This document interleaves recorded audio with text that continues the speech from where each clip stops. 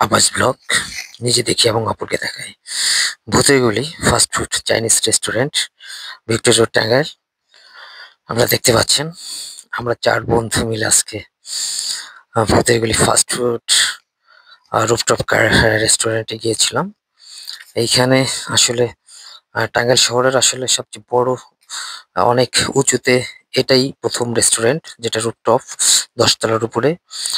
আমি একটু ডানে বামে দেখতে পাচ্ছেন, সামনে এগিয়ে যাচ্ছি। আহ আসলে বসার মতো কোনো জায়গাই পাচ্ছিলাম না। অনেক কষ্টে আসলে জায়গা পেয়েছিলাম অনেকক্ষণ দাঁড়িয়ে থাকার পরে। এখানে দৃষ্টিনন্দন ফোয়ারা লাগানো হয়েছে।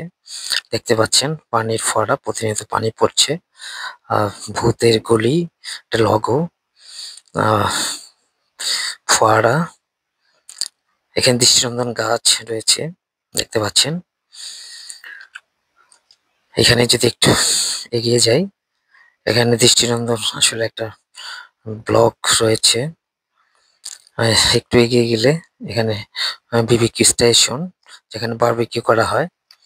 আহ, এইটা আসলে কাউন্টার, এই হোটেলের কাউন্টার যেটাকে বলে।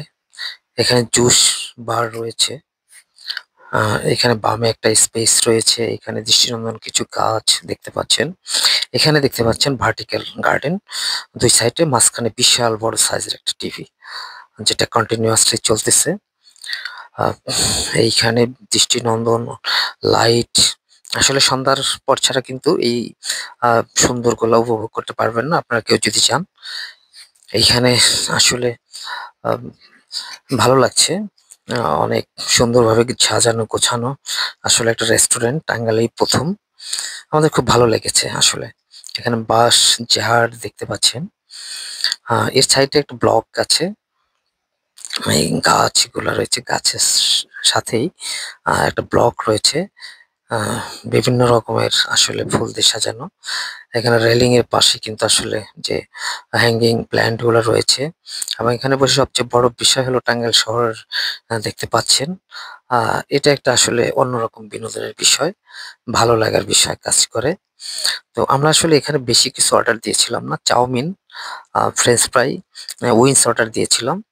উম, হ্যাঁ, দেখতে পাচ্ছেন ভার্টিক্যাল গার্ডেনের মাঝখানে একটা ঝর্ণা লাগানো হয়েছে কন্টিনিউয়াসলি, এখানে পানির শব্দ, যা কিনা আসলে ভালো লাগার একটা বিষয় কাজ করে। আমরা চাউমিন অর্ডার দিয়েছিলাম। আহ, চাউমিন আসলে টেস্ট নেওয়ার জন্য, ফ্রেঞ্চ ফ্রাই এবং উইংস এবং ড্রিঙ্কস অর্ডার দিয়েছিলাম।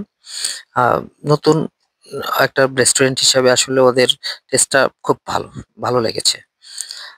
থ্যাংক ইউ, ধন্যবাদ সবাইকে যারা ভিডিওটি দেখলেন।